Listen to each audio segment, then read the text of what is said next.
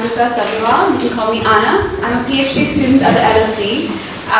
And before I begin, I should already apologize because I had another talk planned for this, but due to the sensitive nature of our research project on reproduction, we haven't received an ethics approval yet. So it's in the weeds still, but I'm very excited to talk to you about diversifying approaches to activism today. Okay. So a critical perspective on psychology acknowledges that when it comes to climate mitigation, individual action just isn't enough, right? We need political and collective action that ultimately tries to alter power relations and achieve some social transformation. And I think I don't need to convince this audience that activism is a tool for that in order to advocate for social and political collective action. But I do want to talk about measuring activism. So some of us have probably used measures of activism in our studies, and I'm fully calling myself out here as well because oftentimes I just pick the measures that are the easiest, right? So I ask people how willing they are to protest, to sign a petition, maybe donate to an environmental group. And for you and me, living in Western societies, these actions seem quite achievable. Like we've all probably taken part in these actions, or we can very easily. But it's important to remember that only about 1/3 of the world lives in countries that are considered to have full political freedom. The rest of the world, which is the yellow and the purple here, have some restrictions to their civil or political liberties, which means that protesting or signing a petition just might not be an option in these parts of the world. And even if people do take part in these actions, they might not achieve the same outcomes. Within context as well, different communities have different political rights. For example, in Singapore, where I completed my undergraduate education, foreigners like myself could only take part in online activism because Singapore banned us from taking part in in-person LGBTQ rights rallies. So all this to say that when we then reevaluate our measures of activism, these might not capture the diversity of actions that different communities take.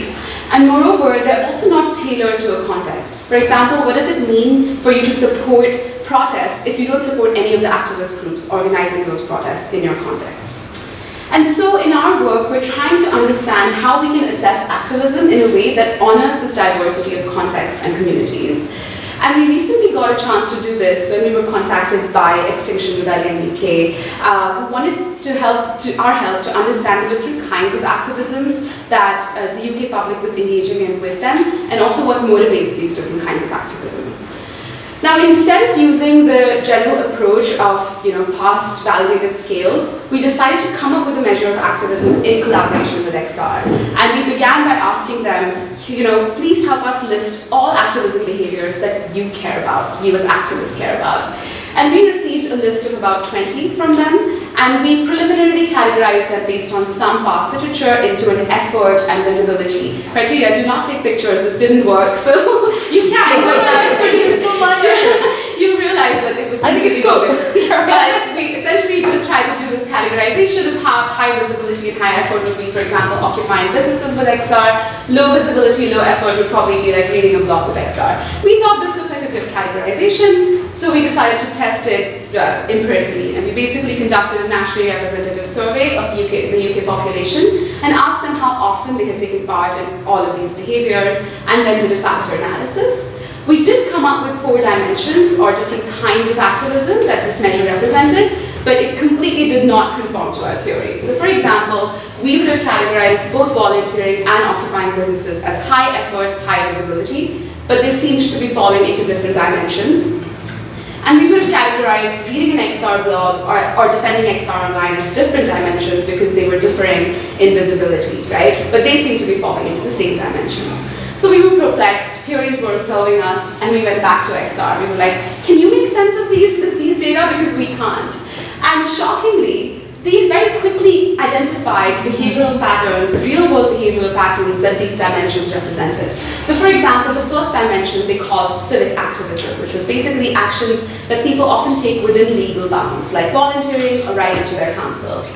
Then there was radical activism, things that people do outside of legal bounds, like occupying businesses or disrupting businesses.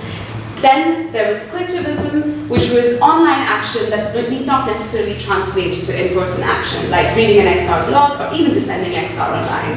And then finally there was signaling, things people do simply to show allegiance with XR, like wearing an XR badge.